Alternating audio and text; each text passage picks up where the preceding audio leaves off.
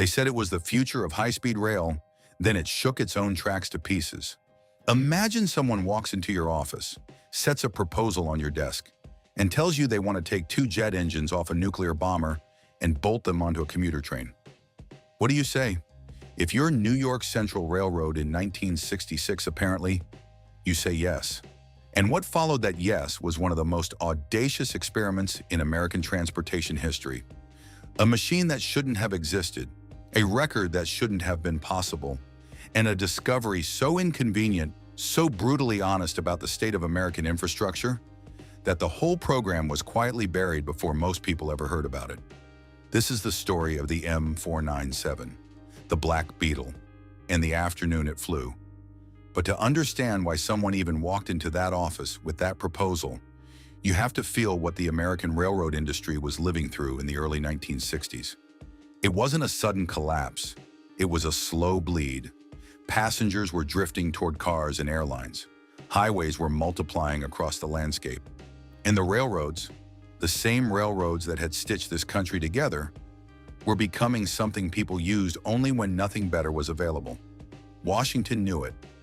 In 1965, President Johnson signed the High-Speed Ground Transportation Act, a federal acknowledgement that trains needed to reinvent themselves or accept a slow, graceless irrelevance.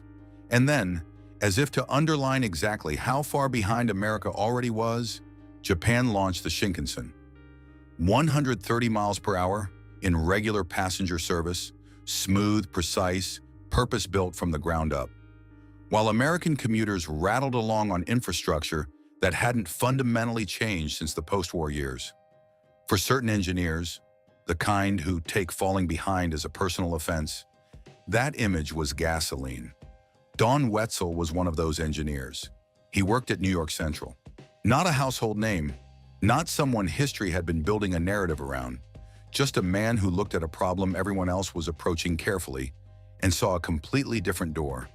While the industry talked about modest speed improvements and incremental upgrades, Wetzel was looking at military surplus, specifically two General Electric J-47 turbojet engines, the exact engines that had powered the B-36 Peacemaker, America's first intercontinental nuclear bomber, built to carry atomic weapons across oceans. The Air Force didn't need them anymore. Wetzel had a very different idea for what to do with them, and somehow, against every reasonable expectation, New York Central handed him a budget, a car, and a stretch of track. That decision changed everything. The car itself was almost insultingly ordinary. A Bud Rail diesel car, an RDC built in the early 1950s for short regional commuter routes. Practical, reliable. The automotive equivalent of a family sedan. The kind of vehicle nobody looks at twice pulling into the station. Wetzel's team stripped it down to its bones, reinforced the frame where it needed strength, fabricated a steel cradle above the roofline, and mounted both J-47 engines directly onto it. Then they sculpted a streamlined fiberglass nose, cleaned up the aerodynamics along the body, and painted the entire machine flat black. The moment it sat on the rails, low, dark, engines crouched above the roofline like something predatory, the name arrived without anyone having to suggest it. The Black Beetle. Because that's precisely what it looked like. Something operating outside the category it was built for. Something that felt slightly wrong in a way you couldn't immediately explain. Now, you might think this was reckless, a stunt dressed up as science, but the engineering logic behind it was genuinely sound. Jet thrust bypasses every mechanical constraint that limits conventional rail propulsion. No drivetrain stress, no gear ratios choking the upper end, no torque curves to manage. You're pushing the vehicle from behind with clean, direct force, and the only thing fighting you is air. At speed, the aerodynamics would generate lift, reducing the weight pressing down on the wheels. Theoretically, the faster it went, the smoother it would ride. On paper, it was elegant, almost simple. But here's what you learn eventually in engineering and in life. Elegance on paper and elegance at 180 miles per hour are two entirely different things. And the distance between them is exactly where this story turns. August 1966, a test corridor between Butler, Indiana, and Stryker, Ohio. Long, straight, flat, One of the rare stretches of American rail geography that gave a machine like this room to actually become what it was designed to be. They ran it, and when they finally pushed the throttle forward, the number that appeared stunned everyone watching: 183.68 miles per hour. For a few extraordinary minutes, the Black Beetle became the fastest train ever recorded in North America. The footage from that afternoon, grainy, slightly washed out, the way everything from 1966 looks, shows something your brain almost refuses to process correctly. It doesn't move like a train. It moves like something that ended up on rails by accident when it was supposed to be airborne. And inside the car, the engineers reported something nobody had fully anticipated. It was smooth. The aerodynamics were working exactly as Wetzel had calculated. Lift was reducing wheel load. The ride quality, counterintuitively, impossibly, was actually improving with speed. The faster the Beetle went, the more planted and stable it felt beneath them.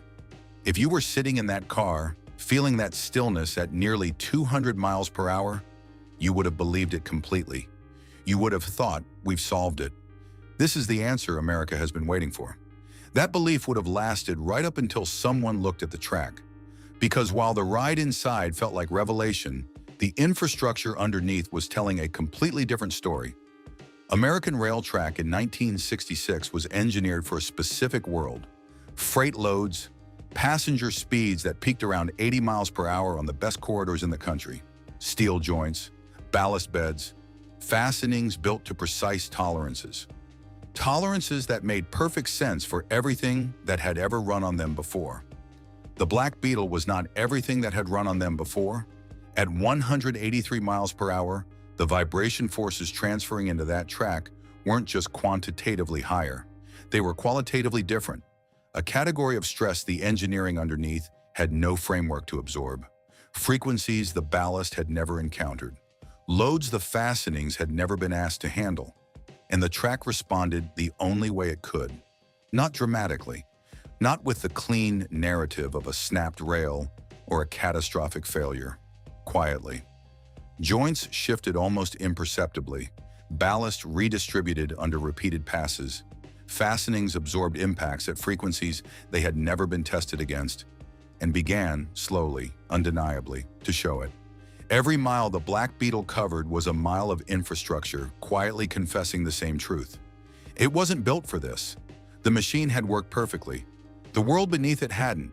And that gap, that precise, uncomfortable distance between what the vehicle could do and what the ground could handle, was the finding that reframed everything. Back at New York Central, when the data came in, the initial energy was real. Genuine excitement in certain corners. Serious conversations about what a next-generation program might look like. Then the infrastructure question landed in the room. To run a high-speed jet train in actual service, not once, not as an experiment, but daily, reliably, commercially, you wouldn't just need better trains. You'd need entirely new track.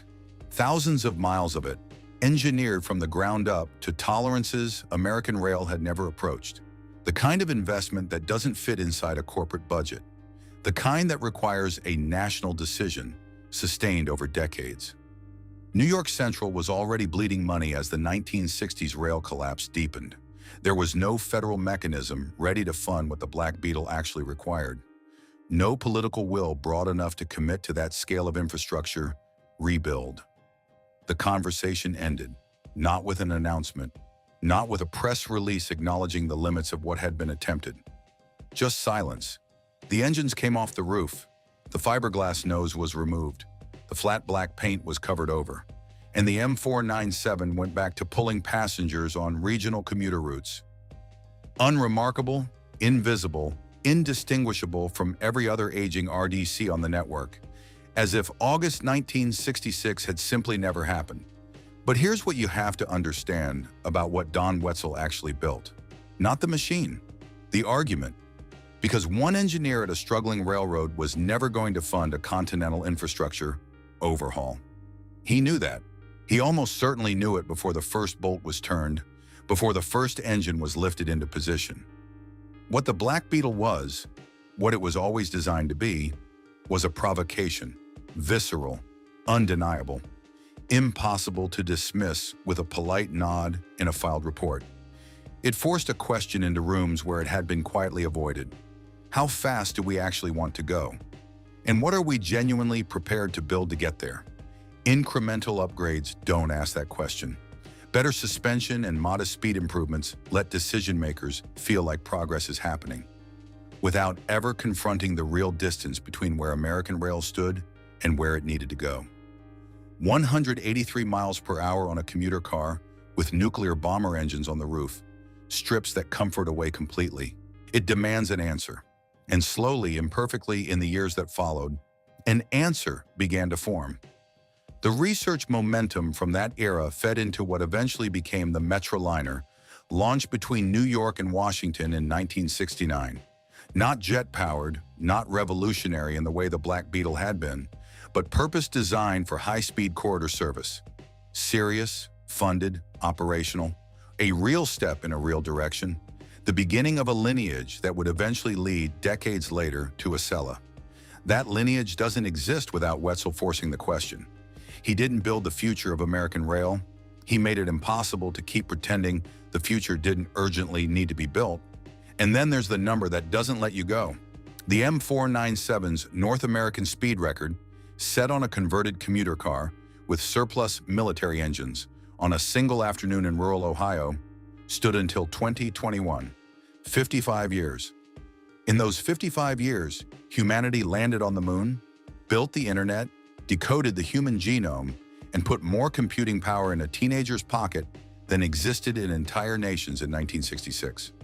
And the fastest train ever recorded in North America was still the one an engineer at New York Central built, with engines the Air Force no longer wanted. Not because the technology failed, because the commitment to build the infrastructure beneath it never fully arrived. And that's the thing about the Black Beetle that stays with you. It wasn't just a machine, it was a mirror, held up to every decision maker who chose caution over commitment. Wetzel knew the world wasn't ready. He flew anyway, because sometimes the only way to show people where they need to go is to get there first, and leave them standing on the platform, watching the exhaust clear, wondering why they waited so long. If you enjoy forgotten engineering experiments like this, subscribe. Every week we uncover the machine's history almost erased.